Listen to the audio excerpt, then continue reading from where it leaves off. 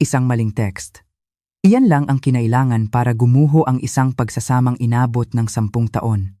Habang ang asawa ko ay nagpapakasaya sa loob ng banyo, aksidente kong nabasa ang isang mensaheng yumanig sa buong mundo ko mula sa kanyang batang sekretarya. Buntis ako. Sa gitna ng paninikip ng dibdib dahil sa kataksilan. Isang desisyon ang biglang pumasok sa isip ko, isang desisyon na gugulat sa kanilang lahat. Kinuha ko ang cellphone ng asawa ko at, sa ngalan niya, nagpadala ako ng isang imbitasyon. Punta ka dito sa bahay. Umalis si Mrs. May business trip. Anong katotohanan ang mabubunyag sa likod ng pintuan ng aming tahanan? Ang singaw mula sa mainit na tubig ay lumalabo sa malaking salamin sa banyo. Ang amoy ng lemongrass essential oil na kapapatak ko lang sa bathtub ay kumakalat sa hangin, isang amoy na dati nagbibigay sa akin ng kapayapaan. Ito ang amoy ng isang tahanang pinaniniwalaan kong payapa at masaya. Si Anton, ang asawa ko, ay kararating lang mula sa isang mahabang business trip sa Cebu. Basta na lang niyang inihagis ang kanyang briefcase sa sofa, nagreklamo tungkol sa init at alikabok, at dumiretso sa banyo. Iniwan niya sa akin ang isang tumpok ng maruruming damit na amoy pawis at kalsada. Maingat kong pinulot isa-isa ang kanyang mga polo, pinaghiwalay ang decolor sa puti.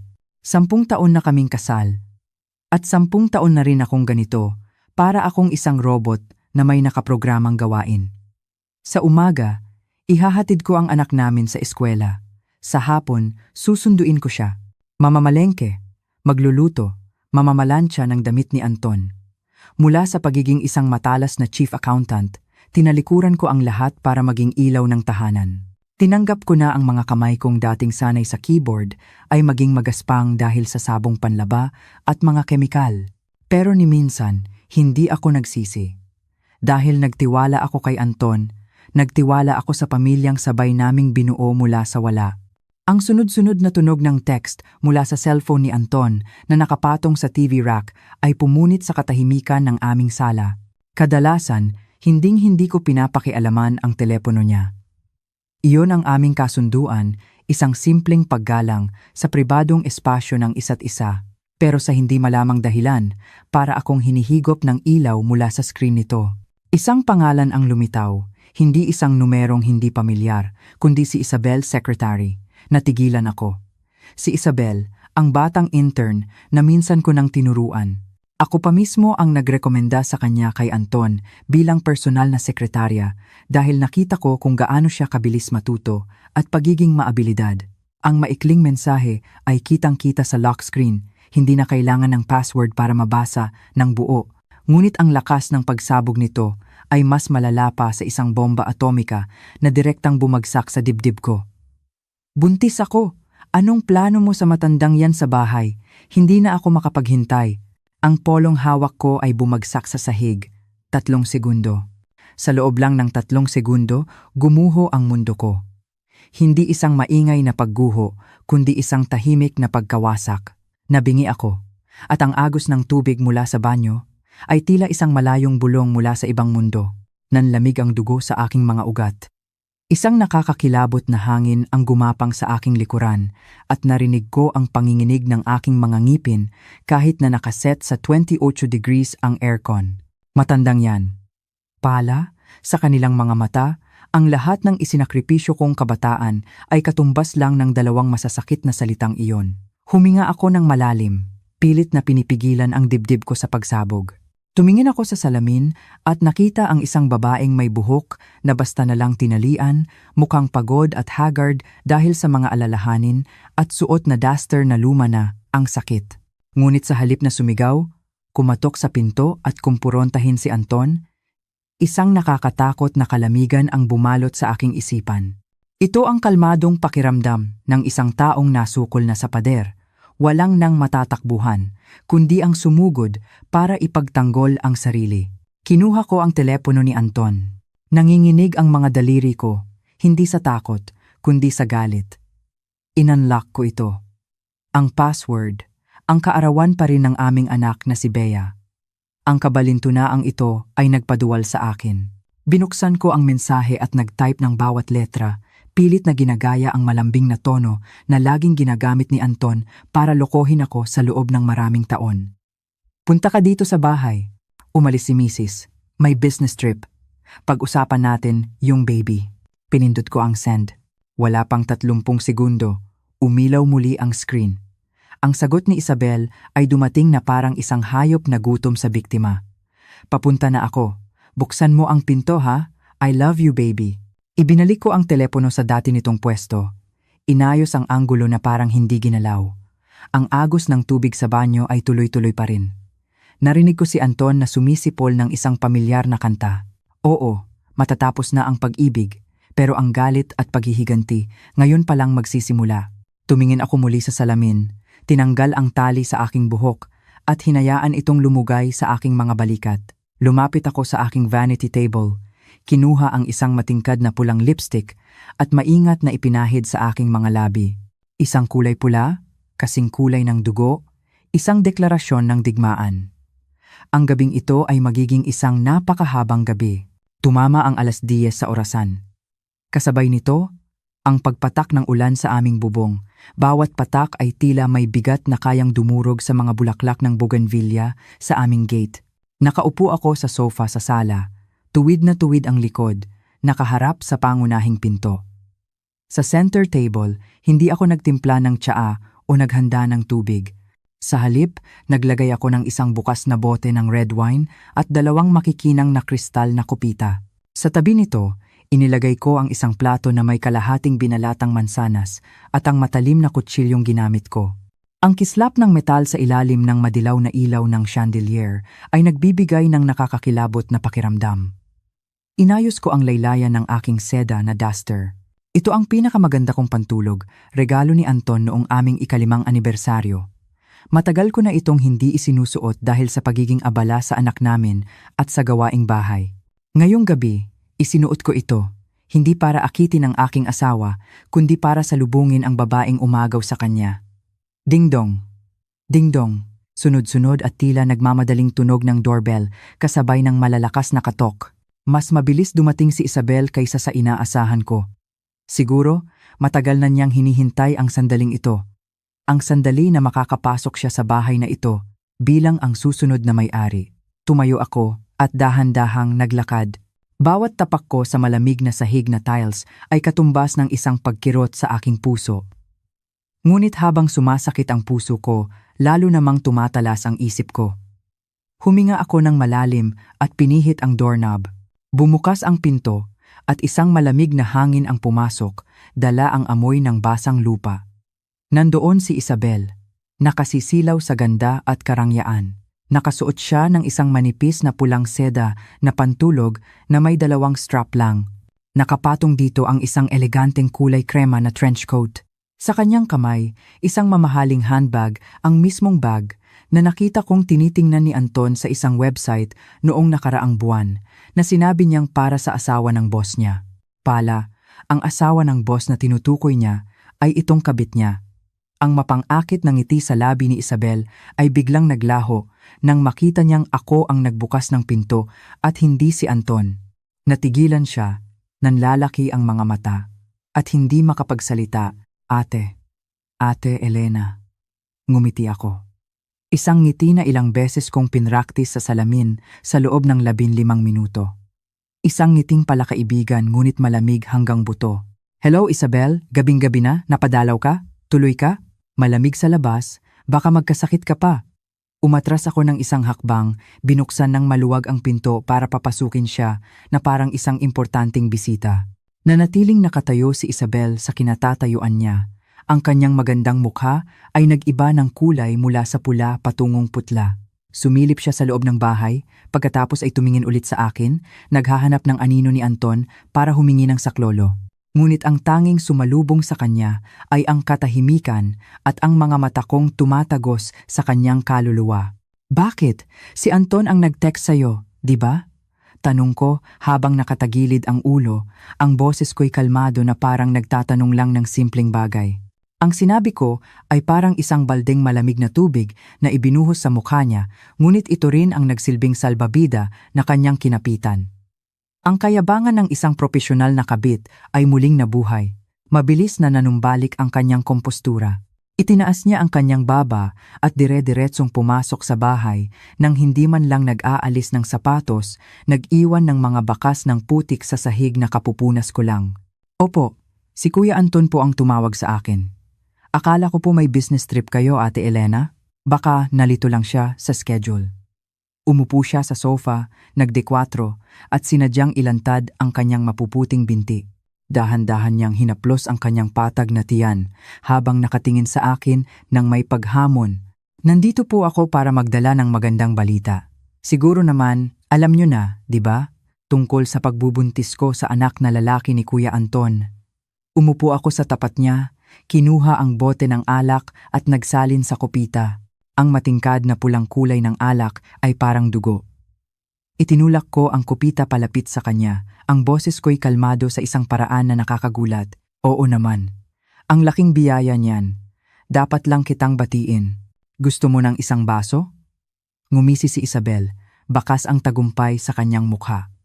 Ate Elena, huwag ka nang magpanggap na mabait. Hindi umiinom ang buntis. Masama para sa baby boy ko. Matagal nang pinapangarap ni Kuya Anton ang anak na to. Kailangan kong mag-ingat.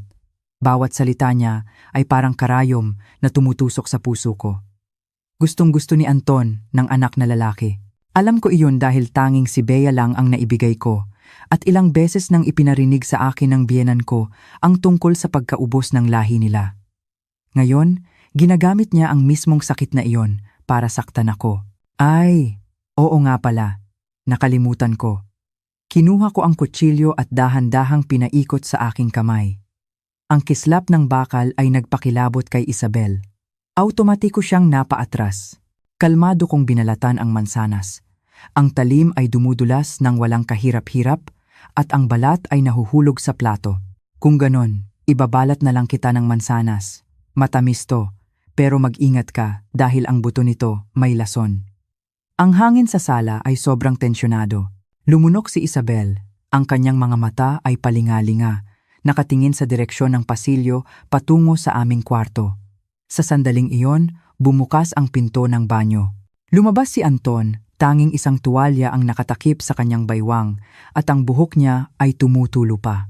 Habang nagpupunas ng buhok, sumisipol pa siya at malakas na nagsalita. Mahal, kuha naman ako ng malamig na tubig. Uhaw na uhaw ako pagkatapos maligo. Biglang natigil ang kanyang pagsipol. Ang kanyang mga paa ay nanigas sa ere na parang naistatwa. Nanlaki ang kanyang mga mata at ang kanyang balintataw ay lumiit nang makita ang eksena sa kanyang harapan. Ang kanyang asawa na may hawak na matalim na kutsilyo at ang kanyang kabit na takot na nakaupo sa sofa. Dalawang babae, isang legal na asawa at isang kabit magkaharap sa iisang kwarto sa ilalim ng iisang bubong. Maging ang tuwalya sa baywang ni Anton ay tila malalaglag na dahil sa panginginig ng may-ari nito. Tila huminto ang oras sa aming sala. Ang tunog ng ulan sa labas ay tila lalong lumakas, tinatabunan maging ang mabibigat na paghinga ni Anton. Nakatayo lang siya roon, hubad sa literal at makasagisag na paraan. Ang kanyang mukha ay nagbago mula sa pagkagulat patungo sa matinding pagkataranta. Isabel, bakit ka nandito?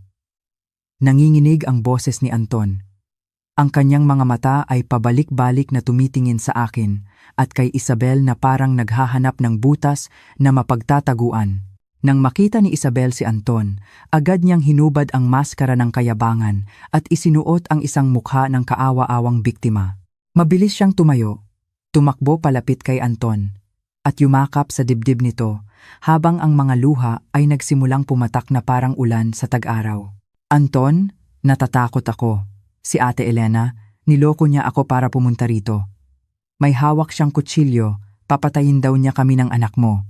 Humihikbi si Isabel. Ang kamay ay nakahawak sa kanyang tiyan, nanginginig na parang isang maamong tupa sa harap ng isang lobo. Nananatili akong nakaupo. Hawak pa rin ang kutsilyo at ang mansanas na hindi pa tapos balatan. Sa panunood ng kanilang cheap na palabas, nasusuka ako. Ang lalaking minsan kong minahal at iginalang ay niyayakap ngayon ang ibang babae sa mismong harapan ko, sa loob ng sarili kong pamamahay. Nang marinig ni Anton ang sinabi ni Isabel, ang likas na ugali na protektahan ang kanyang kabit at ang anak na magpapatuloy ng kanyang lahi ay nanaig, tinabunan ang takot at konsensya. Itinaas niya ang kanyang ulo at tumingin sa akin. Ang kanyang mga mata ay hindi na nagpapakita ng pagsisisi, kundi ng galit ng isang taong nahuli sa akto, ngunit sumisigaw para pagtakpan ang kasalanan. Elena, ano na namang kalokohan to? Bakit mo siya nilinlang para pumunta rito? Anong balak mong gawin sa anak ko? Sigaw ni Anton. Namumula ang mukha. Ibinaba ko ang kutsilyo sa mesa. Isang tuyong tunog ang umalingaw-ngaw. Tumayo ako, tumingin ng diretsyo sa mga mata ni Anton, at nagsalita ng malinaw at matatag. Ako ang naglinlang sa kanya? Tingnan mo ang cellphone mo. Ang text na ipinadala mo sa kanya, punta ka dito sa bahay. Umalis si Mrs. Mahalaga pa ba kung sino ang nag-imbita? Kung nandito na siya ngayon? Dala-dala ang dugo mo sa sinapupunan niya? Natigilan si Anton. Alam niyang nabisto na siya, ngunit ang pagkalalaki niya ay hindi kayang tumanggap ng pagkakamali. Lalo niyang hinigpitan ang yakap kay Isabel, na para bang ako ay isang halimaw na handang lamunin sila ng buhay. Kahit na, buntis siya. May pinag-aralan ka, bakit ka kumikilos na parang siga? Sinong tinatakot mo sa kutsilyong yan? Nagbabalat ako ng mansanas para sa bisita. Bisitang dumating sa bahay, dapat bigyan ng maiinom o makakain. Iyan ang turo sa akin ng nanay mo. Pero para sa mga bisitang hindi naman imbitado at gustong umupo sa ulo ng may-ari ng bahay, maswerte na sila at ganito ang pagtrato ko. Ngumiti ako. Nang mapait, ang mga mata ko'y nakatutok kay Isabel na nagkukunwaring nanginginig sa yakap ni Anton. Nang makita ni Isabel na kampi sa kanya si Anton, lalo siyang umabuso. Sumigaw siya sa sakit, hawak-hawak ang tiyan. Aray! Anton, sumasakit ang tiyan ko. Baka dinudugo na ako. Ang sama ng tingin sa akin ni Ate Elena. Natatakot ako baka maapektuhan ang baby. Ang gasgas na eksena ng pagdurugo sa mga teleserye ay ginamit ni Isabel nang walang hiya, ngunit para kay Anton. Mas epektibo pa ito kaysa sa anupaman.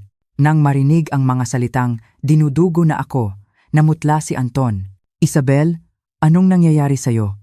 Huwag mo akong takutin, ang anak ko. Nagpanik si Anton, nakalimutan na halos hubad siya, nakalimutan na ang presensya ko bilang kanyang asawa. Dalhin mo siya sa ospital, bilis, sigaw niya sa akin. Ang boses ay naguutos na parang katulong lang ako. Ano pang tinatanga-tanga mo diyan? Kunin mo ang susi ng kotse. Hindi ako gumalaw. Nakakrus ang aking mga braso, malamig na pinapanood ang kanilang palabas. Ang kotse, pareho nating pag-aari. Ang susi, nandoon sa lalagyan. Kung gusto mo, ikaw ang kumuha. At saka, tiyan niya ang masakit, hindi naman napilayan ang mga paa niya para hindi makalakad. Nagalit si Anton. Tiningnan niya ako ng isang tinging puno ng galit na hindi ko pa nakita kailanman. Sa gitna ng galit at pag-aalala para sa kanyang tagapagmana, binuhat niya si Isabel at tumakbo papunta sa pinto. Nang dumaan siya sa tabi ko, marahil dahil sa pagkataranta o dahil gusto niyang ibuhos ang galit, malakas niyang itinulak ang balikat ko. Napakalakas ng tulak na nawalan ako ng balanse at bumagsak sa gilid ng aming glass na coffee table. Blag! Ang matalim na gilid ng mesa ay humiwa ng malalim sa aking braso. Dumaloy ang dugo, pumapatak sa puting sahig. Ang sakit, sobrang sakit, ngunit hindi man lang lumingon si Anton, hindi niya man lang alam na bumagsak ako. Sa mga mata niya ngayon, tanging si Isabel at ang kanilang hindi pa isinisilang na anak ang mahalaga.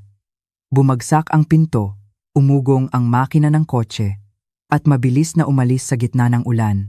Iniwan akong mag-isa sa malaki at malamig na bahay na puno ng amoy ng dugo. Napaupo ako sa sahig, tinitingnan ang sugat sa aking braso na patuloy na dumudugo. Ang sugat sa laman ay gagaling, ngunit ang sugat sa aking puso ngayon ay nagsisimula ng mabulok. 10 taon ng kabataan, 10 taon ng pagsasakripisyo para sa pamilya, at ang kapalit ay isang malupit na tulak at pag-abandona ng walang pag-aalinlangan. Hindi ako umiyak. Ang mga luha ko ay natuyo na mula pa noong nabasa ko ang text na iyon. Gumapang ako para hanapin ang first aid kit. Ako na mismo ang benda sa sarili kong sugat. Bawat ikot ng benda sa aking braso ay parang isang patong ng baluti na inilalagay ko sa aking sarili. Nagring ang telepono ko. Si Mama ang tumatawag. Marahil ang kutob ng isang ina ay laging nagsasabi kung nasa panganib ang kanyang anak. Sinagot ko ang tawag, pilit na inaayos ang boses para hindi manginig. "Hello, Ma. Gising pa po ako." "Oo, okay lang po ako, Ma." Nabasag ang boses ko. Gusto kong sumigaw. Gusto kong isumbong kay Mama kung gaano kasama ang asawa ko. Gusto kong tumakbo pa uwi para mayakap ng aking mga magulang. Pero hindi. Hindi ko pwedeng hayaang mag-alala pa sila. May sakit sa puso si Papa. Hindi niya kakayanin ang balitang ito. "Pagod lang po siguro." "Bukas po, dadalhin ko si Bea dyan para makipaglaro kina lolo at lola." "Opo, mahal na mahal ko po kayo." Ibinaba ko ang telepono. Tinitingnan ang madilim na screen na sumasalamin sa aking maputlang mukha. Sa dilim, ang aking mga mata ay nagliliwanag dahil sa isang matibay na determinasyon. Ngayong gabi, ang mahinahon at mapagtiis na Elena ay patay na. Bukas, pagsikat ng araw, ang matitira na lang ay isang ina na handang gawin ang lahat para protektahan ang kanyang anak at bawiin ang lahat ng nararapat sa kanya. Ang laban na ito, hindi ako pwedeng matalo. Kinaumagahan, ang kalangitan ay kulay abo, kasing bigat ng atmosfera sa loob ng aming bahay. Maaga akong gumising at naghanda ng almusal, gaya ng dati. Hindi dahil gusto ko pang pagsilbihan si Anton, kundi dahil kailangan ko ng lakas para sa laban na haharapin ko. Ang sugat sa aking braso ay kumikirot, ngunit binaliwala ko ito. Nagdagdag lang ako ng isang manipis na benda at nagsuot ng damit na may mahabang manggas para itago ito. Bandang 8:00 ng umaga, isang pamilyar na tunog ng sasakyan ang huminto sa tapat ng gate. Pumasok si Anton, maingat na inaalalayan si Isabel, na tila ba isa siyang reyna na gawa sa babasaging kristal. Pinalitan na ni Isabel ang kanyang pantulog ng isang maluwag na maternity dress, kahit napatag pa rin naman ang kanyang tiyan.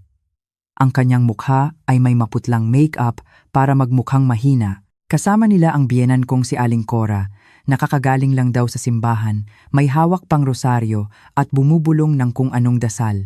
Nang makita ni Aling Cora na may kasamang ibang babae si Anton, kumunot ang noo niya. Ngunit nang mapansin niya ang tiyan na sadyang inuumbok ni Isabel, ang kanyang mga mata ay nagliwanag na parang high beam ng sasakyan.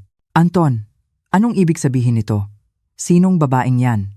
Tanong ni Aling Cora, ngunit ang tono niya ay hindi galit, bagkus ay puno ng pag-asa. Bago pa man makasagot si Anton, mabilis na umarte si Isabel na naiiyak. "Magandang umaga po.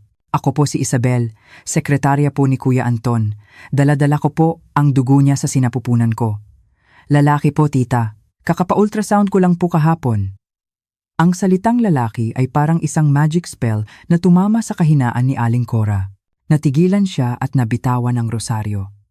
Mabilis siyang lumapit, itinulak si Anton, at hinawakan ang kamay ni Isabel. "Totoo ba, Hija? Lalaki? Saan ka nagpa-ultrasound? Sigurado na ba sabi ng doktor?" "Opo, tita.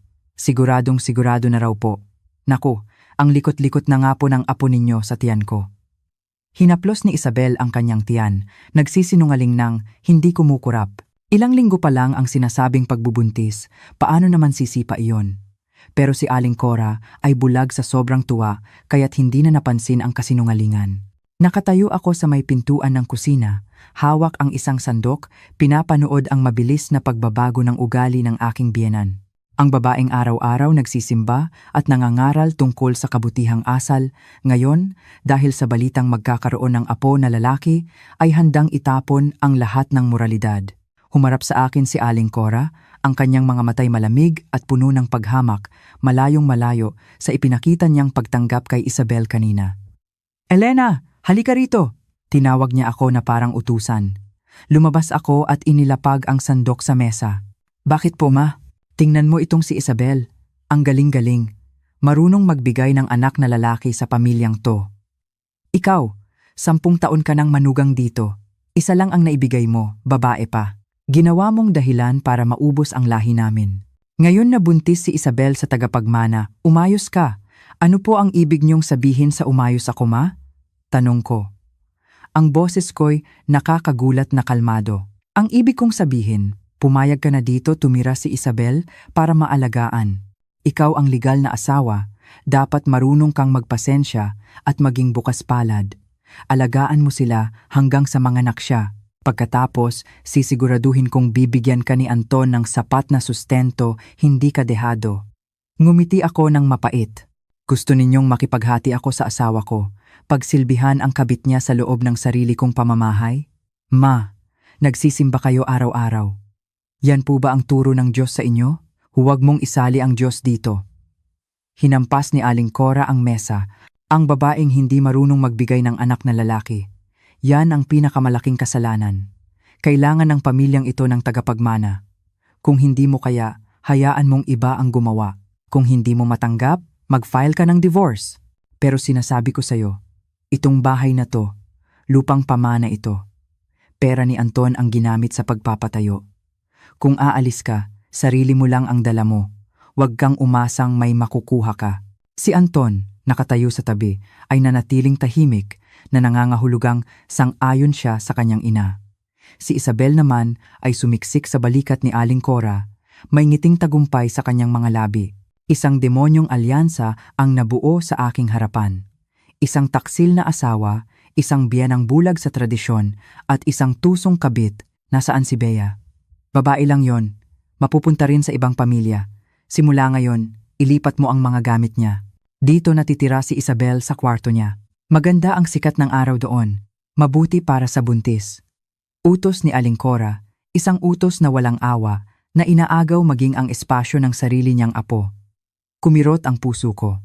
Kaya kong tiisin ang lahat ng panlalait nila sa akin. Ngunit ang idamay ang anak ko, ang agawin ang karapatan niya para ibigay sa isang batang hindi patiyak kung dugo at laman nga ba ng pamilyang ito, iyon ang hindi ko mapapalampas.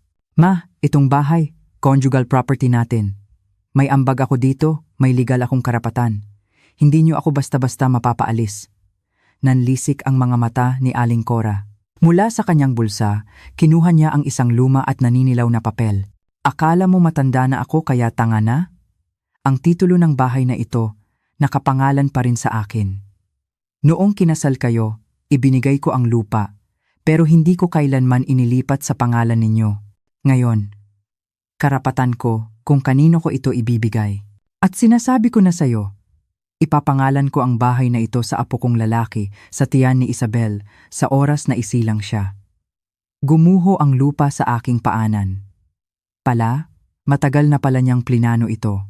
O di kaya'y lagi siyang may reserba para protektahan ang ari-arian ng kanyang anak laban sa akin. Wala akong kalaban-laban. Literal na wala. Naging impyerno ang buhay sa bahay na iyon. Opisyal nang tumira si Isabel at inangkin niya ang master's bedroom namin ni Anton dahil daw mas komportable para sa buntis.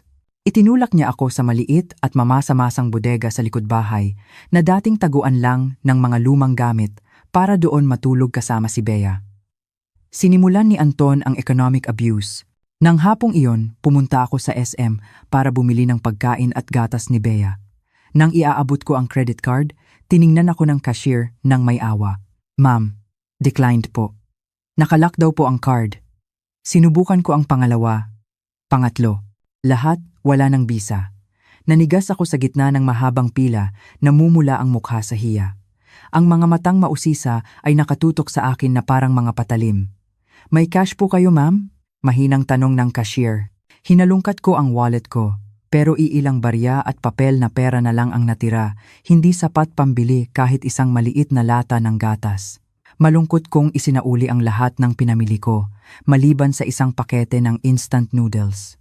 Paglabas ko ng supermarket, tumulo ang luha ko.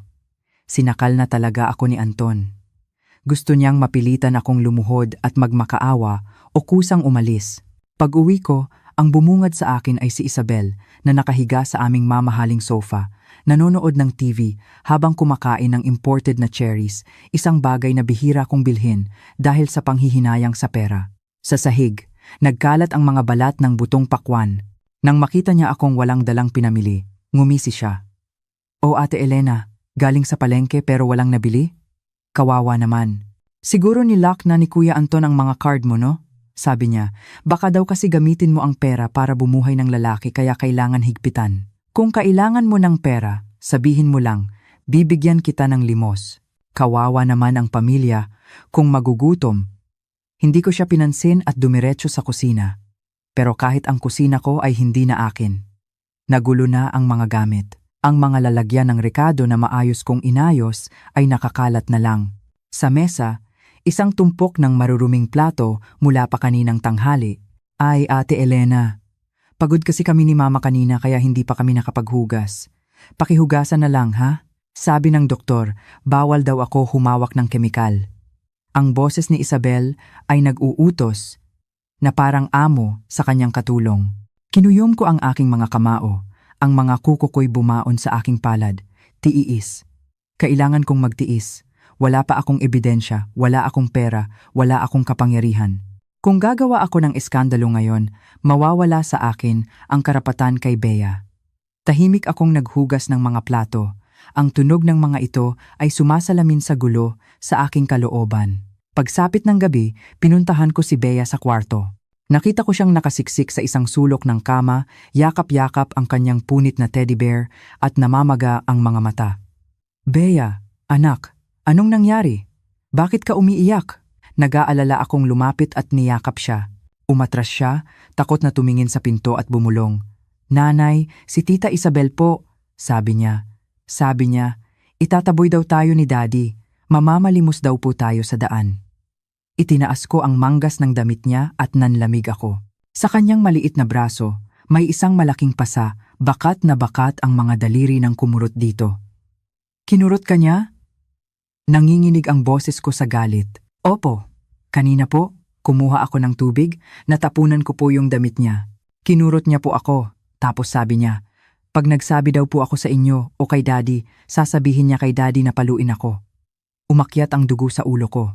Kaya kong tiisin na laitin, agawan ng asawa, agawan ng bahay, at gutumin.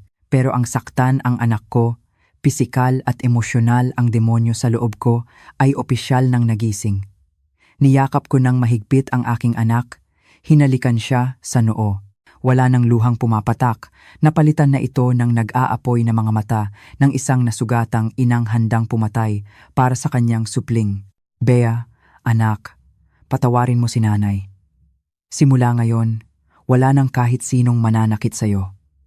Pangako. Tumayo ako at lumabas ng kwarto. Wala akong hawak na kutsilyo, pero ang aurang nagmumula sa akin ay mas matalim pa sa anumang patalim. Dumiretso ako sa sala kung saan naririnig ko ang malalakas na tawanan nina Anton, Aling Cora at Isabel. Nagdiriwang sila sa sakit ng anak ko. Magaling. Huminto ako sa tapat ng sala at huminga ng malalim. Ngayong gabi, yayanigin ko ang bahay na ito. Nakita ko ang cellphone ni Isabel na nakapatong sa mesa. Isang plano ang biglang nabuo sa isip ko. Kung gusto nilang maglaro ng patago, maglalaro kami ng ang sandata mo, babalik sa'yo. Pumasok ako, ang mukha ko'y kalmado sa isang paraan na nakakatakot. Isabel, gusto mo ng bird's nest soup? Gagawa kita ng isang bowl, pampalusog sa apo ni Mama. Lahat sila ay natigilan. Ang biglaang pagsunod ko ba ay senyales ng pagsuko o simula ng isang malaking bagyo. Sa mga sumunod na araw, ang bahay na dati kong itinuring na tahanan ay naging isang kulungang puno ng pagpapanggap at pagbabalatkayo. Pinilit kong gampanan ang papel ng isang talunang asawa at masunuring manugang para makahanap ng tiempo na bumawi. Ngunit hindi ko inakala na ang kasamaan ng tao kapag pinaghaharian ng kasakiman ay ganito pala kasukdulan.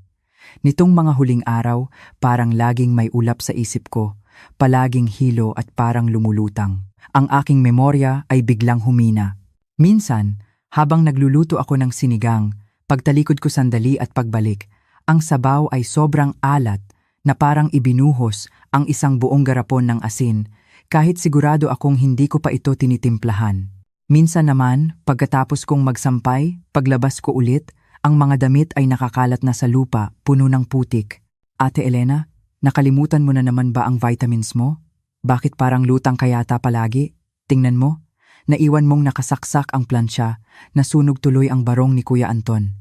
Ang matinis na boses ni Isabel mula sa sala ang gumising sa akin mula sa pagkatulala. Nagulat ako at tumakbo papasok. Nakita ko ang puting barong ni Anton na may malaking sunog at ang plancha ay umuusok pa. Natigilan ako. Sigurado akong hindi ko pa ginagalaw ang plancha buong umaga. Si Anton, pababa mula sa taas, ay tumingin sa akin nang may pagkasuklam na may halong kunwaring awa. Elena, ano bang nangyayari sa'yo? Nasa bahay ka lang, palamunin, pero kahit simpleng gawaing bahay, hindi mo magawa ng maayos. Baka naman nababaliw ka na? Hay hindi. Pautal-utal kong sabi. Nanunuyo ang lalamunan. Gusto kong magpaliwanag, ngunit ang ulo ko ay kumikirot na parang binibiyak at ang mga talukap ng mata ko ay sobrang bigat. Noong gabing iyon, pagkatapos ng isang hapunan na puno ng tensyon, binigyan ako ni Isabel ng isang baso ng orange juice. Ang mukha niya ay puno ng peking pag-aalala. Inom ka muna, Ate Elena, para lumakas ka. Kita mo, ang putla-putla mo na. Pamilya pa rin naman tayo, diba? Kailangan mong maging malusog para maalagaan mo si Bea. Tiningnan ko ang baso ng juice, nagdududa, ngunit ang panunuyo ng lalamunan at pananakit ng ulo ay nagpahina sa aking isipan. Kinuha ko ang baso at ininom ito ng isang lagukan. May kakaibang pait sa dulo.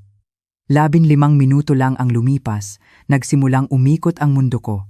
Ang mga pader ay tila guguho at ang kisame ay nag-umpisang umikot. Nakaramdam ako ng matinding init, na parang may apoy sa loob ng aking katawan. Pilit akong tumayo para kumuha ng malamig na tubig, ngunit ang aking mga kamay at paa ay ayaw sumunod. Sa gitna ng aking pagkahilo, nakita ko ang sarili kong sumisigaw at naghahagis ng mga gamit. Nakita ko si Isabel na nakasiksik kay Anton, hawak ang cellphone at kinukunan ako ng video habang may demonyong ngiti sa kanyang mga labi. Narinig ko ang boses ni Aling Cora na sumisigaw sa mga kapitbahay. Tulungan niyo kami. Ang manugang ko, nababaliw na. May hawak siyang kutsilyo, papatayin niya kami. Saklolo, gusto kong isigaw na hindi ako baliw, na nilagyan nila ng gamot ang inumin ko, ngunit ang dila ko ay nanigas. Tanging mga unggol na walang kahulugan ang lumalabas sa bibig ko. Ang huling imahe na nakita ko bago ako tuluyang lamunin ng dilim ay ang malamig at malupit na mukha ni Anton. Tinitingnan niya ako na parang isang basurang kailangang itapon sa lalong madaling panahon. Pagmulat ko, ang matapang na amoy ng disinfectant ang sumalubong sa akin na nagpasama sa sikmura ko. Nakahiga ako sa isang malamig na kama na bakal. Ang aking mga kamay at paa ay nakatali ng sinturong katad. Sa paligid ko, 4 na puting pader na walang bintana. Bumukas ang bakal na pinto. Isang lalaking nakaputing coat ang pumasok kasama si Anton. Nakilala ko siya. Si Dr. Reyes, isang matagal ng kainuman ni Anton. Kumusta? Malala ba ang lagay ng asawa ko? Tanong ni Anton. Ang boses ay puno ng peking pag-aalala na nakakaduwal. Itinulak ni Dr. Reyes ang kanyang salamin at tiningnan ako ng walang emosyon. Acute psychosis. May tendensiyang maging marahas at magkaroon ng delusyon. Kailangang ihiwalay at gamutin ng matagalan. Nakaredy na ang medical certificate niya. Huwag kang mag-alala. Nanigas ang dugo sa aking mga ugat. Isang perpektong plano. Palabasin na baliw ang asawa para legal na makuha ang karapatan sa anak, ang ari-arian at sirain ang pagkatao. Nagpumiglas ako at sumigaw. Anton, demonyo ka. Pakawalan mo ako. Hindi ako baliw. Lumapit si Anton. Ibinulong sa akin nang kami lang ang makakarinig. Tumahimik ka na lang diyan. Magpahinga ka ng ilang buwan. Hintayin mong matapos ang kasal namin ni Isabel. Kung matino ka pa, susunduin kita. May inilagay siyang isang lukot na papel sa aking kamay, ngumisi ng masama at tumalikod. Iniwan akong sumisigaw sa kawalan ng pag-asa sa loob ng puting kwartong iyon. Ngunit ang pinakamasakit ay hindi ang pagkakakulong, kundi ang mga salitang nakasulat sa papel na iniabot niya. Ang papa mo, nasa Philippine Heart Center. Inatake sa puso. Ang balitang inatake sa puso si Papa ay parang isang patalim na tumusok ng diretsyo sa aking puso, mas masakit kaysa sa anumang pisikal na pagpapahirap. Si Papa, ang lalaking buong buhay, ay naging mabait at simple. Ang taong ibinenta ang lupang para sana sa kanyang pagtanda, para lang mabigyan kami ng puhunan noon, ngayon ay nag-aagaw buhay. Siguro, dahil narinig niya ang balitang ang paborito niyang anak, ay nabaliw at itinakwil ng asawa. Kinagat ko ang aking labi hanggang sa magdugo. Ang lasa ng dugo ay nagpanatili sa natitira kong katinuan. Hindi ako pwedeng mabaliw, hindi ako dapat mabaliw. Kung susuko ako ngayon, sino ang magliligtas kay Papa? Sino ang poprotekta kay Bea? Bumukas muli ang pinto. Hindi si Dr. Reyes, kundi si Anton. Pumasok siya, kalmado, may dalang isang makapal na folder. Umupo siya sa tabi ng kama ko, tinitingnan ako na parang isang hari na nagbibigay ng pabor. Narinig ko, kritikal daw ang lagay ng papa mo. Kailangan operahan at lagyan ng stent agad. Malaki-laki rin ang gastos, baka umabot ng ₱250,000. At ang pamilya nyo naman, tsk-tsk, wala namang pensyon ang mga magulang mo. Yung perang pinagbentahan ng lupa na ibigay na sa atin para sa pagpapatayo ng bahay. Nanlisik ang mga mata ko sa kanya, ang galit ko'y sapat na para pagpira-pirasuhin siya. May mukha ka pang sabihin yan? Ang pera at pawis ng mga magulang ko. Tama na ang drama. Ibinato ni Anton ang folder sa dibdib ko. Pirmahan mo. Isang kasunduan sa paghihiwalay. Aalis ka ng walang dala. At isusuko mo sa akin ang karapatan kay Bea. Kapalit nito, maglilipat ako ngayon din ng ₱500,000 para sa operasyon ng papa mo at sasabihan ko si Reyes na pakawalan ka na sa lugar na to. Kinuha ko ang mga papel, nanginginig ang mga kamay. Bawat salita ay parang hatol na kamatayan sa buhay ko. Ari-arian. Signeng. Elena Reyes ay kusang loob na isinusuko ang anumang karapatan sa conjugal property. Anak, ang pag-aalaga kay Bea Reyes ay ipinagkakaloob sa kanyang ama na si G. Anton Reyes. Ang ina ay hindi maaaring bumisita nang walang pahintulot ng ama. Ganito na lang ba talaga, Anton? Si Bea, anak ko siya. Kailangan niya ng ina. Nabasag ang boses ko. Nagkibit balikat si Anton. Walang bakas ng emosyon. Mas magiging maganda ang buhay ni Bea sa akin. Ikaw, isa ka ng baliw, walang pera, walang bahay. Anong ipapakain mo sa kanya? Tubig? O gusto mong mamatay na lang ang papa mo dahil walang pambayad sa operasyon? Tinamaan niya ang pinakamalaking kahinaan ko. Ang pagiging anak at pagiging ina ay naglalaban sa loob ko. Sa isang banda, ang karapatan ko kay Bea. Sa kabilang banda, ang buhay ng aking ama. Pumikit ako. Ang imahe ni Papa, payat at puno ng sakripisyo, ay lumitaw sa aking isipan. Buong buhay niya para sa akin. Hindi ko siya pwedeng hayaang mamatay ng ganito. At si Bea, anak, patawarin mo si nanay. Kailangang mabuhay ni nanay. Kailangang mabuhay ni lolo para mabawi kita. Akin na ang ballpen. Ang boses ko ay paos. Parang tunog ng basag na salamin. Ngumisi si Anton at iniabot ang mamahaling ballpen na minsan kong niregalo sa kanya noong na-promote siya. Ipinirma ko ang aking pangalan. Ang mga letra ay nanginginig at magulo, ngunit desidido. Bawat guhit ay parang pagputol sa isang bahagi ng aking bituka. Magaling. Isa ka ngang mabuting anak. Kinuha ni Anton ang mga papel, tinapik-tapik ang pisngi ko ng may pang-aasar. Nailipat na ang pera. Sa loob ng isang oras, makakalabas ka na. Good luck sa bago mong buhay bilang pulubi. Tumalikod siya at umalis. Walang bahid ng pagsisisi. Isang oras ang lumipas, pinalaya ako. Tumakbo ako na parang baliw papuntang heart center. Dinala na si Papa sa operating room. Si Mama, nakaupo sa pasilyo, mas lalong pumuti ang buhok, namamaga ang mga mata. Nang makita niya ako, humagulgol siya at niyakap ako ng mahigpit. Elena? Anak ko, bakit ganito ang sinapit mo? Sabi nila baliw ka. Hindi ako naniwala. Alam kong hindi ka baliw, anak. Niyakap ko si Mama, basa na ang balikat niya sa aking mga luha. Hindi ako baliw, Ma. Kailangan kong maging matino para makapaghiganti. Wala na sa akin ang lahat, Ma. Bahay, pera, ang anak ko, wala na. Nang gabing iyon, naging matagumpay ang operasyon. Nakaligtas si Papa. Umupo ako sa tabi ng kanyang kama. Hawak ang magaspang niyang kamay. Sa labas, malakas ang ulan. May kasamang kulog at kidlat. Wala na akong bahay na mauuwian. Isa na akong talunan. May tatak na baliw. At iniwan ng asawa. Ngunit sa pinakailalim ng sakit. Isang apoy ng paghihiganti ang nagsimulang magliyab. Ipinapangako ko, babawiin ko ang lahat may tubo pa. Sisiguraduhin kong luluhod sa aking harapan ang mga yumurak sa pamilya ko. Nag-vibrate ang telepono sa bulsa ng luma kong damit. Isang text mula sa isang hindi kilalang numero, ngunit alam ko kung kanino galing. Isang litrato ng isang masayang pamilya, si Anton, si Isabel, at si Bea na kumakain ng hotpot sa loob ng bahay ko. Kasama nito ang isang mensahe, "Salamat sa pagpaparaya. Matulog ka sana ng mahimbing sa ilalim ng tulay." Hinigpitan ko ang hawak sa cellphone. Ang screen ay nabasag, sumugat sa aking kamay at nagpadugo dito. 3 buwan ang lumipas.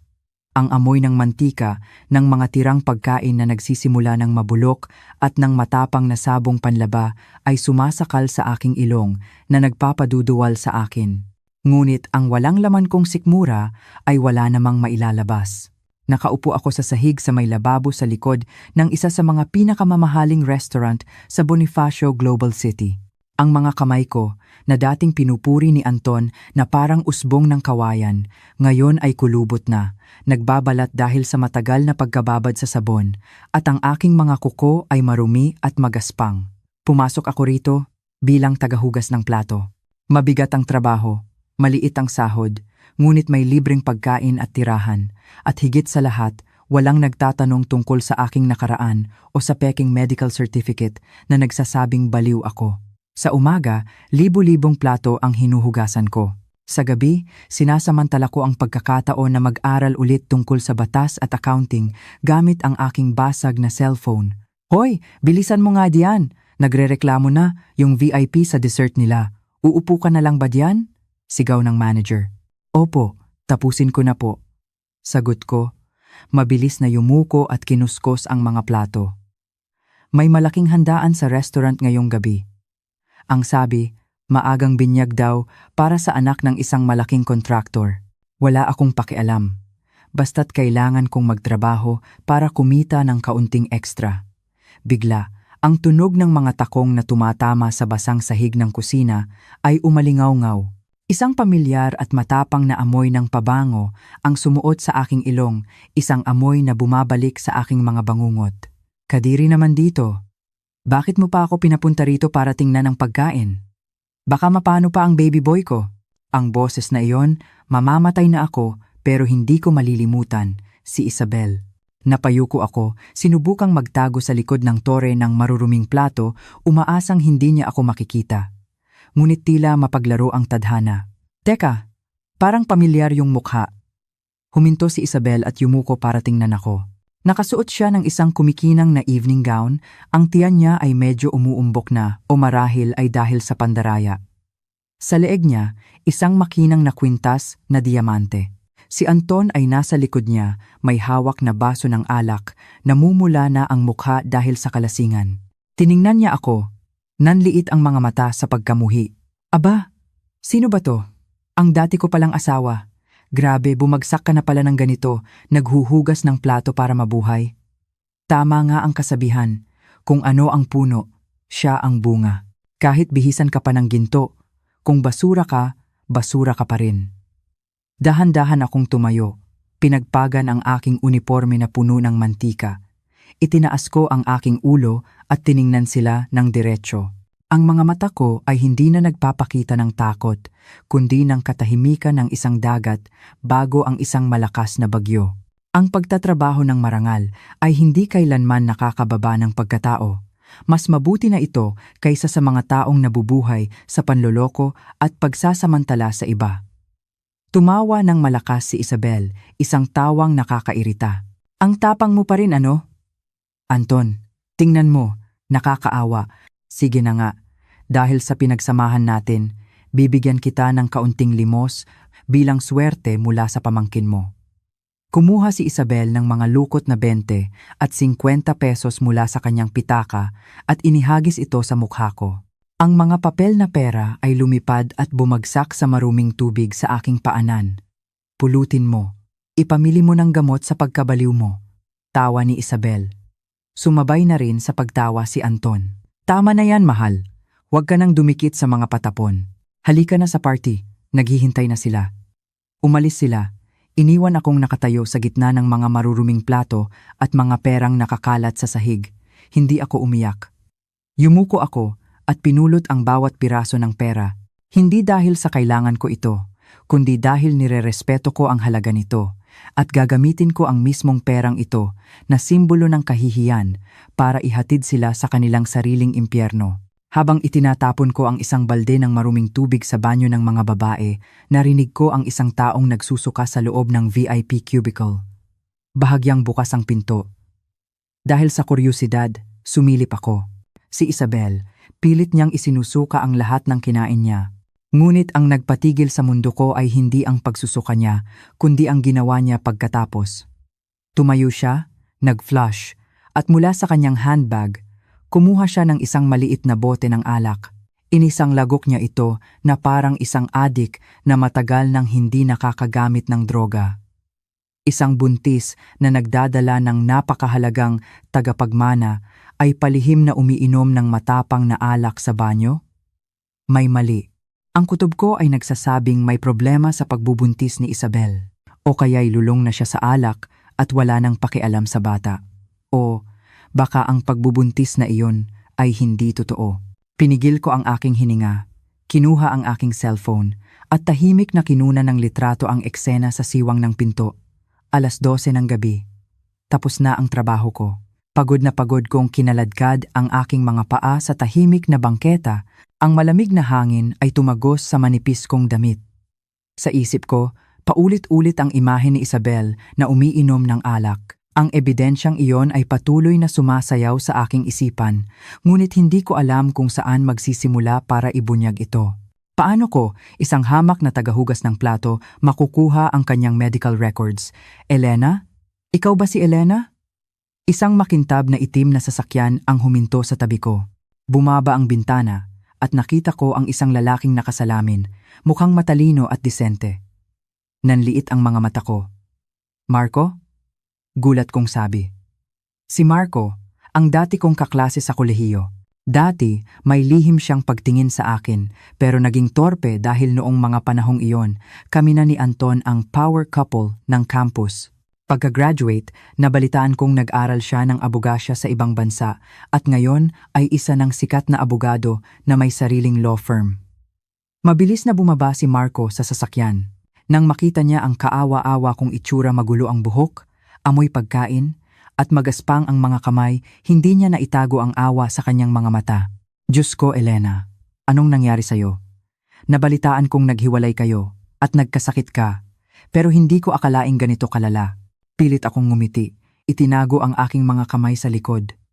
Ganyan talaga ang buhay, Marco. Minsan nasa taas, minsan nasa baba. Ikaw, kumusta ka na? Sakay na, ihahatid na kita. Huwag ka nang tumanggi. Hindi ko kayang hayaan kang maglakad mag-isa sa ganitong oras. Pilit akong pinasakay ni Marco sa kanyang sasakyan. Sa loob, ang init at ang amoy ng kanyang pabango ay lalong nagparamdam sa akin ng aking kalagayan. Sa harap ng kabaitan ni Marco, ang pader na itinayo ko sa aking sarili ay gumuho. Ikinuwento ko ang lahat. Ang tungkol sa pagbubuntis ni Isabel, ang pagka-frame up sa akin, ang sapilitang pagpirma sa divorce papers para iligtas si Papa. Humagulgol ako. Ibinuhos ang lahat ng sakit na matagal ko nang kinimkim. Tahimik na nakinig si Marco.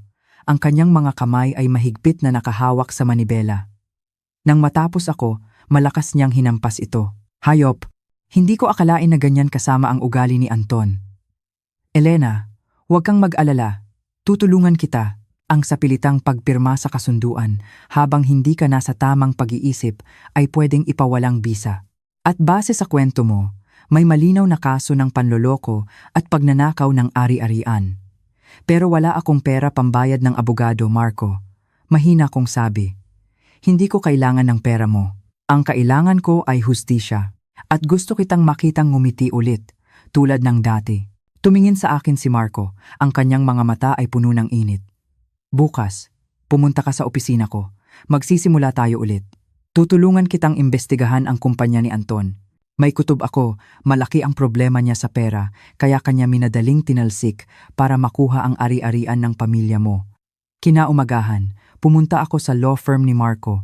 Ipinakita niya sa akin ang isang makapal na folder na resulta ng kanyang investigasyon magdamag. Tingnan mo to, Elena. Ang construction company ni Anton ay isa lang palang malaking palamuti. May utang siya sa bangko at sa mga 5,006 na aabot sa 10 milyong piso dahil sa sugal at mga peking investment.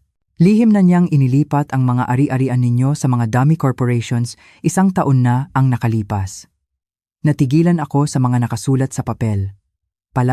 Matagal na pala niyang binalak na iwan ako, hindi lang dahil kay Isabel.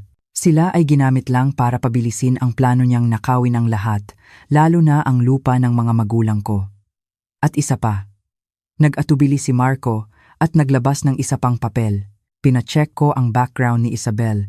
Hindi siya simpleng babae. Bago kay Anton, 2 mayayamang lalaki na rin ang nabiktima niya gamit ang parehong modus, magpapanggap na buntis. Pagkatapos, sasabihing nakunan, at mawawala na lang na may dalang malaking pera. Isang kuryente ang dumaloy sa aking likuran. Tama ang hinala ko, si Isabel ay isang profesional na manloloko at si Anton, na akala niya ay siya ang tuso, ay isa lang palang matabang biktima. Marco, kailangan ko ng ebidensya tungkol sa pagbubuntis niya. Nakita ko siyang uminom ng alak. Kung hindi talaga siya buntis, guguho ang lahat ng pinanghahawakan ni Aling Cora at ni Anton. Sige, diyan tayo aatake. Pero kailangan mong mag-ingat, Elena. Ang ginagalaw mo ay pugad ng mga ahas. Kakagatin ka nila ng masakit. Hindi na ako takot masaktan, Marco. Ngayon, ang kinatatakutan ko lang ay ang hindi mabawi ang hustisya para sa anak ko. Ang marahas na kamay ng gwardya ay bumaon sa aking balikat na parang mga pangil na bakal. Ang amoy ng murang sigarilyo na humahalo sa kanyang hininga ay nakakasulasok.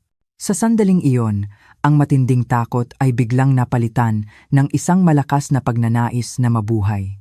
Alam kong kapag nakuha niya ang papel na ito, hindi lang ang plano ko ang masasayang, kundi baka pati ang buhay ko. Handa si Anton at Isabel na gawin ang lahat para patahimikin ako. Bitawan mo ako. Manyak, tulong, may manyak. Isinigaw ko sa abot ng aking makakaya, ang matinis kong boses ay pumunit sa katahimikan ng eskinita. Kasabay nito, umarte akong biglang inatake ng kumbulsyon. Nagpagulong-gulong ako sa sahig, naglalaway, at ang mga mata ko'y pinaputi ko. Nataranta ang gwardya. Hindi niya inasahan na ang isang marungis na babae ay magre-react ng ganito kagrabe. Agad niya akong binitawan na parang napaso. Baliw! Anong problema mo? Wala naman akong ginagawa sa'yo. Sigaw niya, halatang nandidiri at natatakot. Ginamit ko ang pagkakataong iyon. Mabilis akong tumayo, niyakap ng mahigpit ang aking bayong at tumakbo na parang hinahabol ng kamatayan. Tinahak ko ang madilim na eskinita, nilusong ang mga putik at maruruming tubig, hindi alintana ang mga tumalsik sa aking mukha. Hindi ako lumingon. Takbo lang ako ng takbo patungo sa liwanag sa dulo ng eskinita. Nang makalayo na ako, saka lang ako huminto sa ilalim ng isang puno para habulin ang aking hininga. Nanginginig kong kinuha ang papel mula sa aking damit.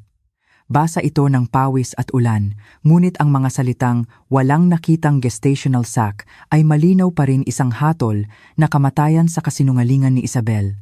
Noong gabing iyon, sa opisina ni Marco, pinag-aralan namin ang mga dokumentong nakuha niya. Habang lumalalim kami sa mga numero, lalo akong nanlalamig. Ang imahe ni Anton bilang isang matagumpay na negosyante ay isa lang palang malaking kasinungalingan. Tingnan mo to, Elena. Turo ni Marco sa isang hilera ng mga pulang numero sa computer. Ang kumpanya ni Anton, baon sa utang sa bangko na aabot sa 15 milyong piso. Malapit nang maningil ang mga 5,006 na inutangan niya para sa mga pekeng proyekto. Nasa bingit na siya ng pagkabangkarote. Natigilan ako, pero binibilhan niya ng mamahaling bag si Isabel, nagpalit siya ng bagong kotse at naghahanda pa ng malaking party. Pekeng imahe lang yan, para makahikayat ng mga bagong investor na lolokohin niya, paliwanag ni Marco. At higit sa lahat, kailangan niya ng malinis na pera para bayaran ang utang sa bangko. At alam mo ba kung saan niya kukunin ang perang yon? Tumingin ako kay Marco, at sa kanyang mga mata, naintindihan ko ang lahat. Ang lupang pamana ng mga magulang ko, bulong ko, ang boses ko'y basag sa sakit. Ang malawak na lupain sa probinsya, kung saan nakatira ang aking mga magulang, ay nagkakahalaga na ngayon ng 10 milyon dahil sa bagong planong pagpapatayo ng expressway. Alam na alam iyon ni Anton. Tama, sabi ni Marco. Kailangan kanyang i-divorce para wala ka ng karapatan sa ari-arian. Pagkatapos, gagamitin niya ng kung anong paraan para pilitin ang mga magulang mo na ibenta ang lupa. Si Isabel at ang peking pagbubuntis ay mga pyesa lang sa laro niya para mapabilis ang lahat. Napaupo ako, nanginginig. Ang pakiramdam na niloko, ginamit, at tinrato na parang isang tupa na kakatayin ay dumurog sa aking puso. 10 taon ng pagmamahal at sakripisyo para lang pala sa isang malamig na kalkulasyon. Hindi lang asawa at ama ang gusto niyang agawin, kundi pati na rin ang huling kanlungan ng aking mga magulang. Hayop siya, gigil kong sabi. Inilagay ni Marco ang kanyang kamay sa aking balikat. Elena, wala nang maitutulong ang pag-iyak. Gusto niyang maglaro ng panloloko? Lalabanan natin siya gamit ang sarili niyang mga alas. Kaya mo ba? Pinunasan ko ang aking mga luha at tumingin kay Marco. Ang aking mga mata ay nag-aalab sa galit. Naalala ko ang ngiti ni Isabel, ang malupit na tulak ni Anton, ang mga luha ng aking ama. Oo, wala na akong mawawala pa. Gusto niya akong lokohin? Titingnan natin. Pagsisisihan niyang isinilang pa siya sa mundong ito. Tumayo ako at tumingin sa mga ilaw ng syudad sa labas. Isang matapang na plano ang nabuo sa aking isipan.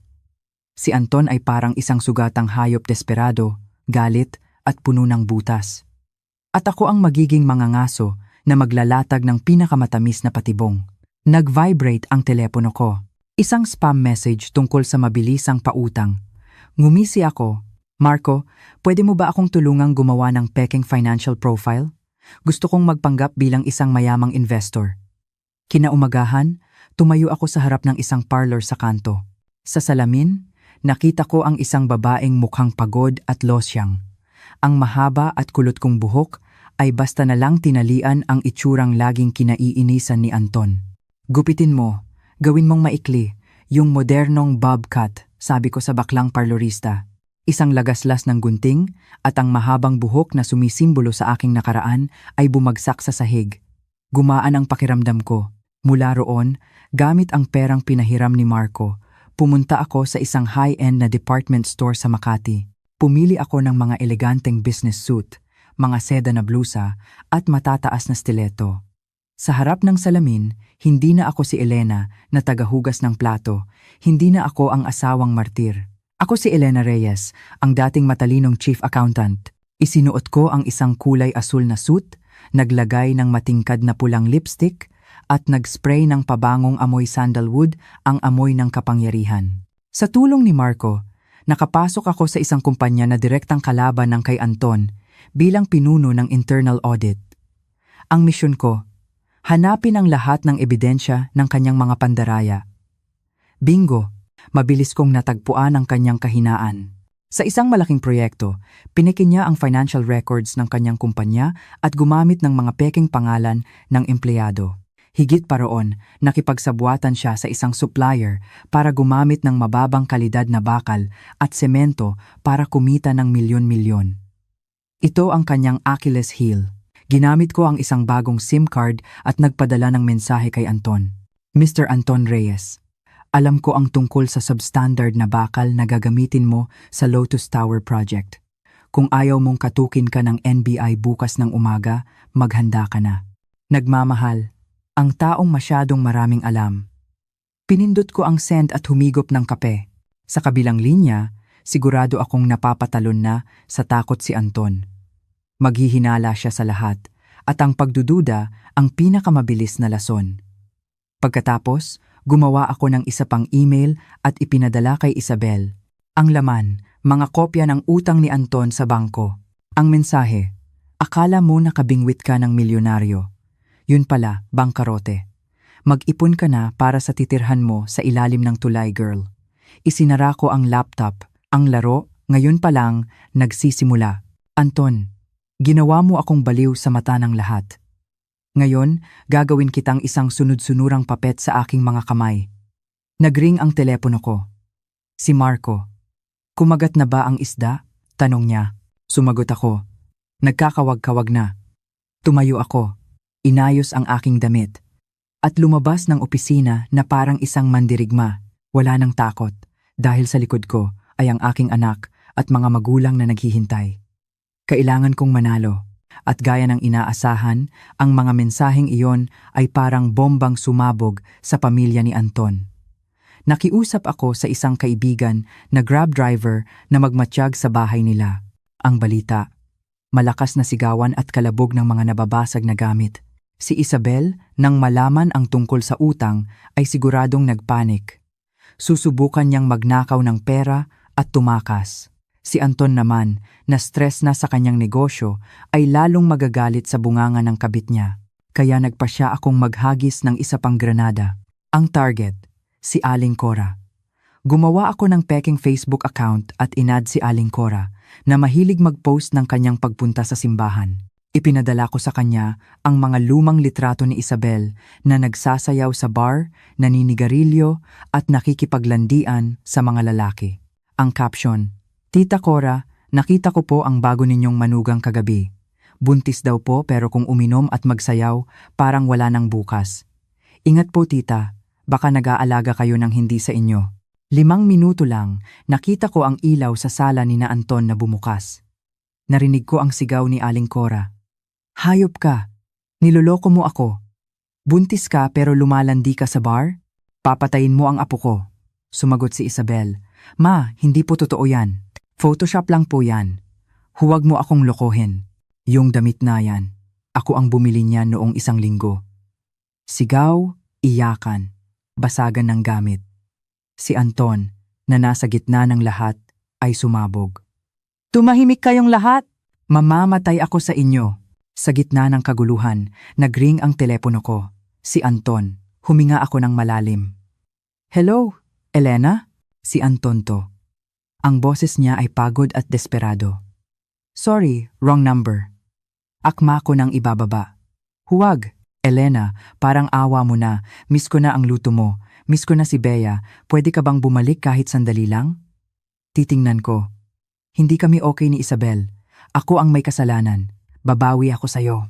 Bukas, mag-almusal tayo sa paborito nating paresan sa kanto.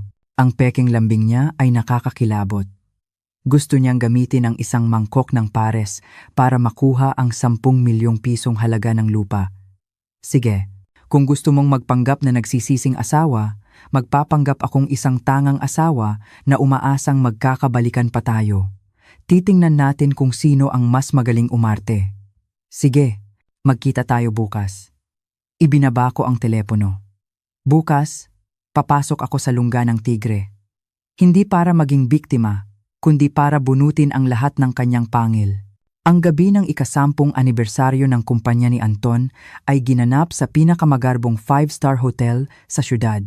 Nagniningning ang mga chandelier na kristal, nag-uumapaw ang mga sariwang bulaklak, at ang mamahaling alak ay dumadaloy na parang tubig.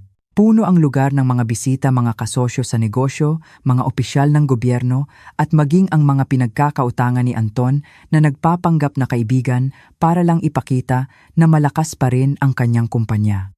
Si Anton ay nakatayo sa lobby, suot ang isang eleganteng itim na suit. Pilit ang kanyang mga ngiti habang binabati ang mga panauhin, ngunit ang kanyang mga mata ay hindi maitago ang pagkabalisa. Hinihintay niya ako.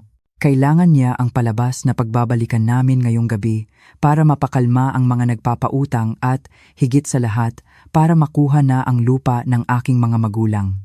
Si Aling Cora ay nandoon din, nakasuot ng isang magarang bestida, punong-puno ng alahas, ngunit ang mukha ay kasing asim ng sukang paumbong. Hindi pa rin siya nakaka-move on sa mga litrato ni Isabel sa bar, ngunit para sa kapakanan ng kanilang reputasyon, kailangan niyang umarte bilang isang respetadong ina. At si Isabel, suot ang isang gintong evening gown na hapit sa dibdib at maluwag sa tiyan para itago ang peking pagbubuntis, ay tila isang tigre na nagbabantay. Matatalim ang kanyang mga mata, palipat-lipat ang tingin sa pinto, nag-aabang sa kaaway. Alam niyang may plano si Anton ngayong gabi, ngunit determinado siyang hindi bibitawan ang kanyang trono bilang reyna. Eksaktong 8:00 ng gabi, bumukas ang malaking pinto. Pumasok ako, biglang tumahimik ang buong bulwagan. Lahat ng mata ay napako sa akin. Hindi na ako ang losyang na si Elena, hindi na rin ang kaawa-awang babae sa paresan. Ang Elena ngayong gabi ay nagniningning sa isang kulay pulang alak na evening gown hapit sa aking katawan na nagpapakita ng bawat kurba. Ang aking maikling buhok ay may banayad na alon. Ang aking mga labi ay matingkad na pula at ang aking tindig ay puno ng kumpiyansa. Sa aking tabi, si Marco, ang aking abogado, nagwapo at matipuno sa kanyang suit. Natigilan si Anton, ang hawak niyang kopita ay halos mabitawan niya. Hindi niya nakilala ang kanyang dating asawa. Sa kanyang mga mata, nakita ko ang pagnanasa at pagkamangha. Mabilis siyang lumapit, akmang hahawakan ang aking kamay. Elena, ang ganda-ganda mo. Alam kong darating ka. Dahan-dahan akong umiwas, ngumiti ng formal. Binabati ko ang anibersaryo ng kumpanya mo. Nandito ako para magbigay ng isang espesyal na regalo. Nang makita ni Isabel ang paglapit ni Anton sa akin, umakyat ang dugo sa ulo niya. Patakbo siyang lumapit, sinadyang iharang ang kanyang malaking tiyan sa pagitan namin ni Anton. Ang boses niya ay kasing asim ng suka. Ang kapal din ng mukha mong magpakita rito. Ano? Akala ko ba naguhugas ka na lang ng plato? At sino yang lalaking yan na dala mo?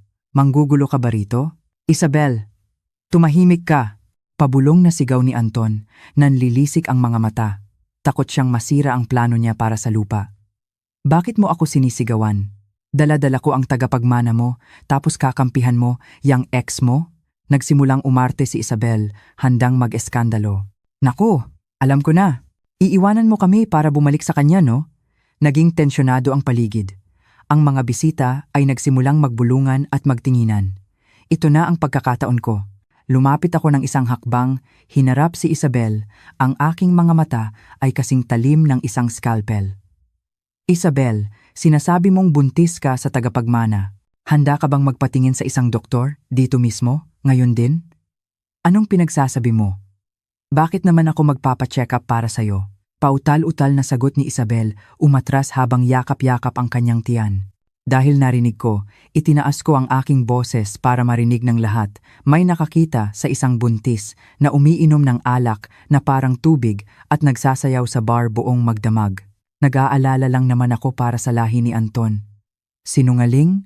Sumugod si Isabel. Akmang sasampalin ako. Ito na ang hinihintay ko. Bahagya akong umilag at aksidenteng iniharang ang aking paa. Aray! Natapilok si Isabel at bumagsak ng padapa sa sahig. Isang malakas na blag ang umalingaw-ngaw.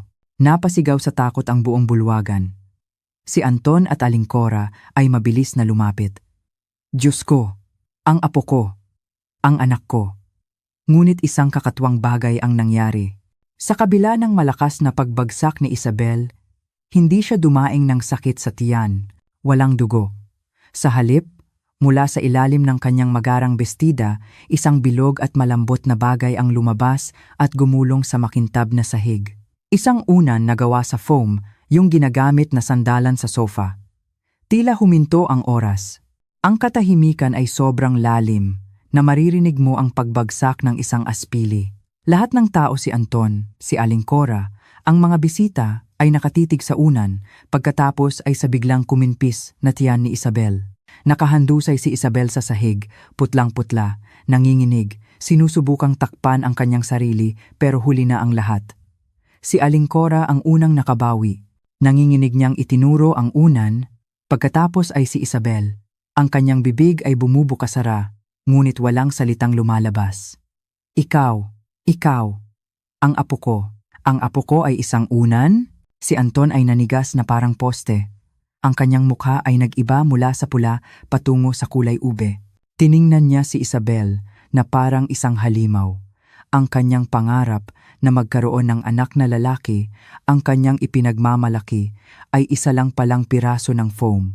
Nakatayo ako, tinitingnan ang trahedyang nagaganap at ngumisi ng malamig. Congratulations, Anton.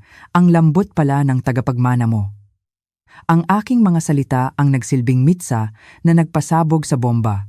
Sumigaw si Aling Cora ng pagkalakas-lakas at sinugod si Isabel, sinabunutan ito.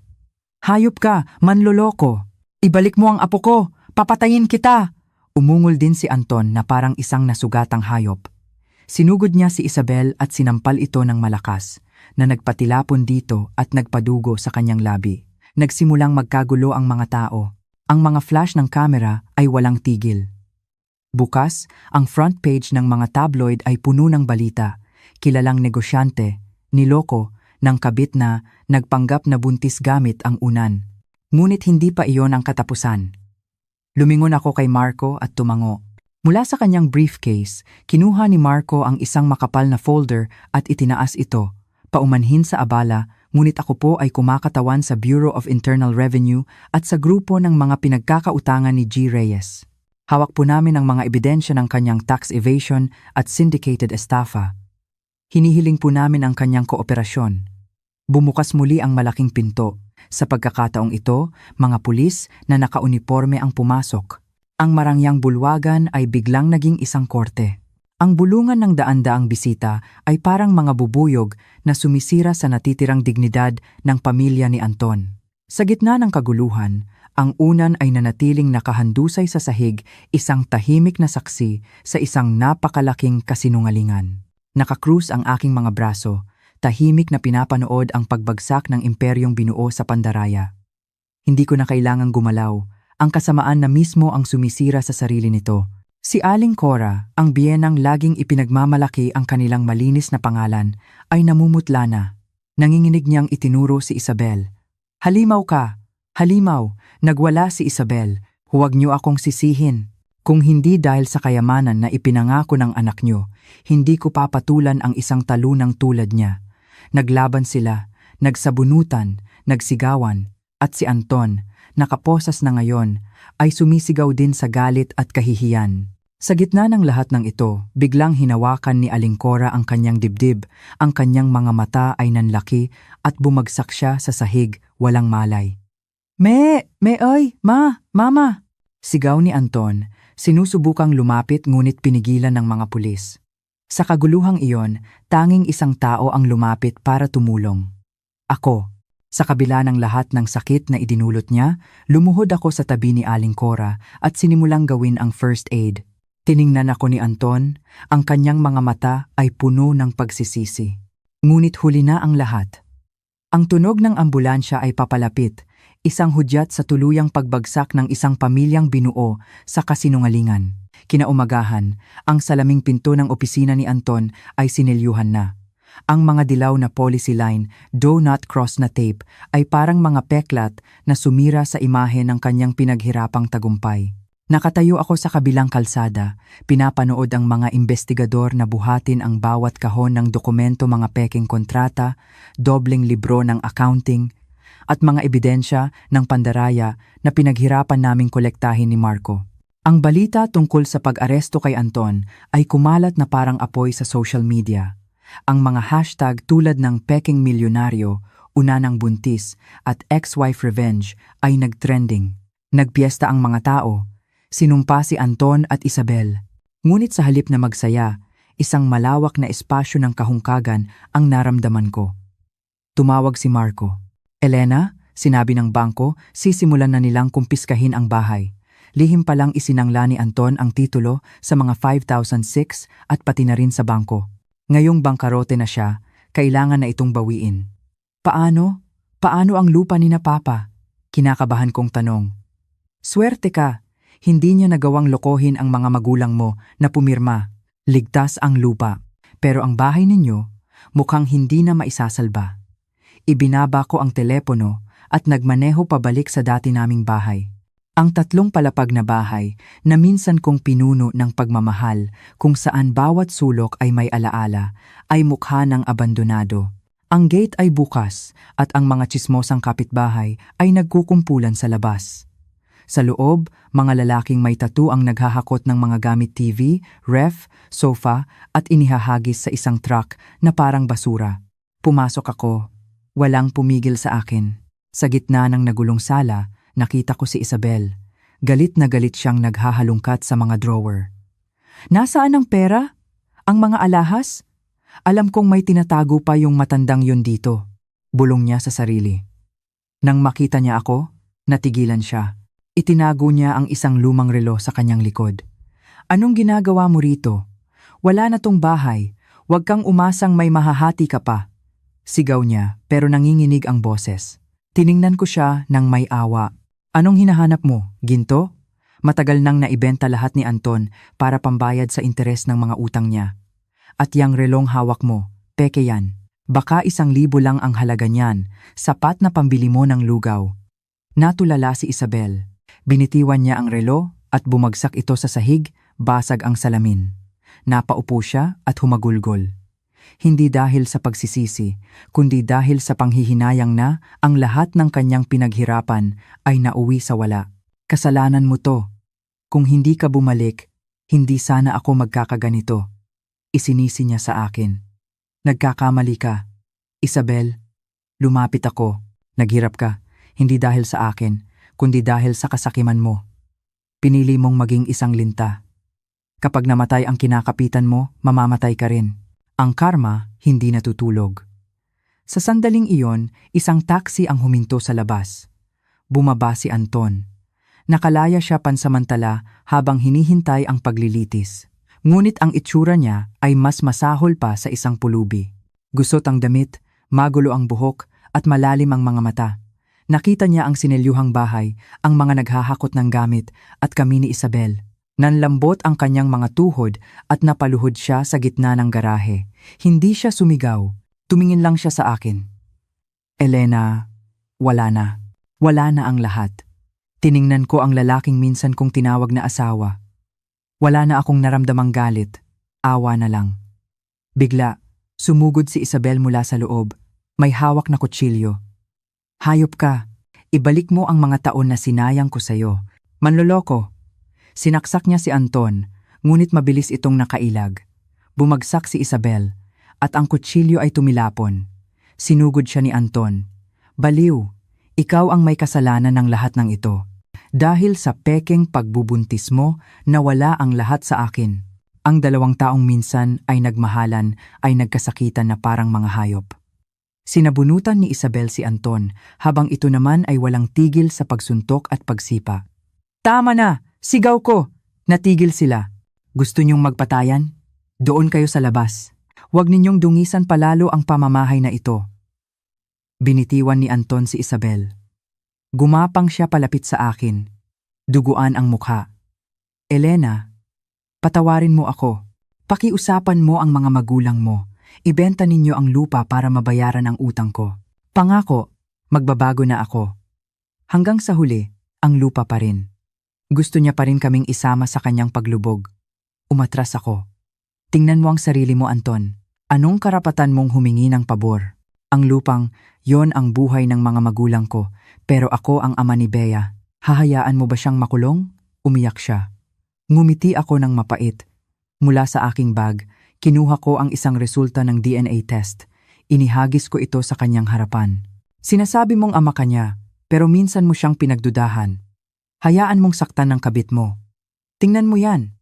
100% mong anak si Bea, pero simula ngayon, wala na siyang amang katulad mo. Kinuha niya ang papel at ang mga salitang paternity confirmed ay parang isang huling sampal sa kanyang pagkatao. Napahagulgol siya. Tumingin ako kay Isabel.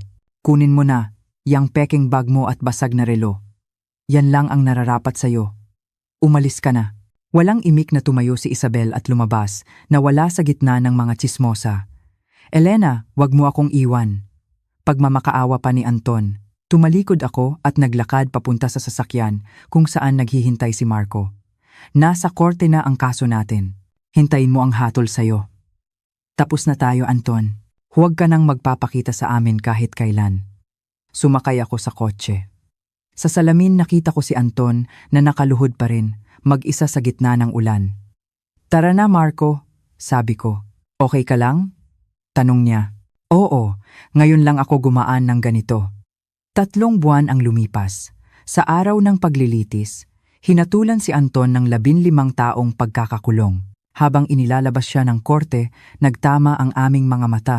Isang tingin na puno ng pagsisisi na sinagot ko ng isang tingin ng kapayapaan. Tapos na ang lahat. Si Isabel naman, matapos ang iskandalo, ay hindi na makahanap ng trabaho. Nabalitaan ko na lang na napilitan siyang magtrabaho sa isang KTV bar para bayaran ang mga utang niya. Isang araw, nakita ko sa social media ang isang video ng isang babaeng sinasabuyan ng sili sa bibig ng mga asawang galit. Kahit malabo, alam kong siya iyon. Si Aling Cora, matapos ang atake sa puso, ay naparalisa. Dahil wala nang mag-aalaga sa kanya, dinala ko siya sa isang nursing home. Kahit anong sama niya, hindi ko siya kayang pabayaan. Isang araw, dinalaw ko siya. Umiiyak siyang humingi ng tawad sa akin at kay Bea. Sa aking mga bisig, payapa siyang pumanaw. 2 taon ang lumipas. "Nanay, bilis. Baka malate tayo sa opening." Sigaw ni Bea, na ngayon ay isa ng masayahing dalagita. Ngumiti ako. Ngayon ang pagbubukas ng 3 branch ng aking restaurant, ang kusina ni Elena. Sa tulong ni Marco at ng aking mga magulang, itinayo ko ulit ang aking buhay. Hindi na ako isang babaeng umiikot lang ang mundo sa asawa, kundi isang matagumpay na negosyante. Sa labas, naghihintay si Marco, gwapo sa kanyang suit. "Ang ganda mo naman, boss," bati niya. Sa loob ng 2 taon, hindi niya ako iniwan. Hinintay niya akong maghilom. Bago kami pumunta sa restaurant, dumaan kami sa sementeryo. Nag-alay ako ng bulaklak sa puntod ni Aling Cora. Ang pagpapatawad ay hindi para sa kanila, kundi para sa sarili ko.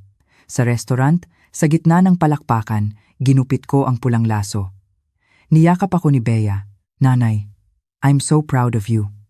Lumapit si Marco at hinawakan ang aking kamay. "Elena," sabi niya, "ngayong may 3 branch ka na. May balak ka pa bang magbukas ng bagong branch para sa buhay mo?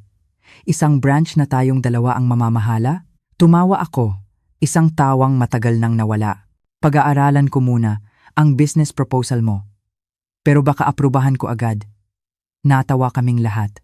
Ang tunay na lakas ng isang babae ay hindi sa pagpapanatili ng isang lalaki, kundi sa paghahanap at pagpapanatili sa halaga ng kanyang sarili.